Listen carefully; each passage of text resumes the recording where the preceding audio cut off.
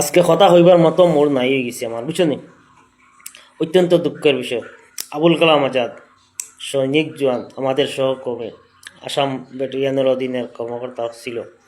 গতকালকে রাত্রে 10 কোটিকার সময় ইন্তেকাল হয়। মরহুমের জনাজার নামাজ আজকে 10টা 30 মিনিটে নিজ বাড়ির সম্মুখে অনুষ্ঠিত হইব। ইন্না লিল্লাহি ওয়া ইন্না ইলাইহি রাজিউন। আমরা সহকর্মী আবুল কালাম আজাদ বিগত কয়েকদিন থেকে ক্যান্সার রোগে আক্রান্ত। আপ্রাণ চেষ্টা করছে, বহুত টাকা পয়সা খরচ করছে। আমরা সবসময় খবর লইছি, তার জাস্ট খবর লইছি, তারে কোনো কিচ্ছু করতে পারছি না। করার মতো কিচ্ছু নাই, উপর থেকে যদি আল্লাহ কিচ্ছু না করেন তেখেরে কিচ্ছু করার মতো কিচ্ছু নাই।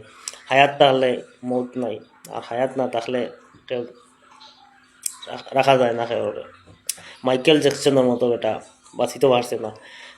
অক্সিজেন থাকিলে সব কিছু পরীক্ষা করিয়া দেয়, বেটা খাইয়া খাইয়া চাইছে, 150 বছর বাঁচিত, হি পারছে না। যাও কিতা মাত মাতি লাভ নাই, আমরার মাত মাতি। আমরা যে ভাই বন্ধু আজকে আমরা সারিয়া চিরদিন কুল লাগিয়া চির বিদায় নিল। হ্যাঁ, অত্যন্ত দুঃখের বিষয়। তার 2টা বাচ্চা আছে, ছেলে একটা আর মেয়ে একটা।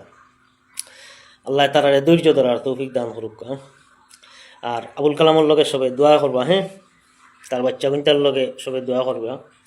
জীবনে চলার পথে এই বাচ্চা গুনটারে সবে স্নেহ মায়া মমতা করবা, গীতের লাগি তার বাবাও একজন দেশভক্ত, দেশের অধীনে কর্মকর্তা আসলো, আজকে নাই। তার বাচ্চা গুনটারে সবাই খেয়াল রাখবা, আশেপাশের মানুষে বা সবার হইয়া। হ্যাঁ ভাই, যেখানে থাকো ভালো থাকো, শান্তিতে থাকো।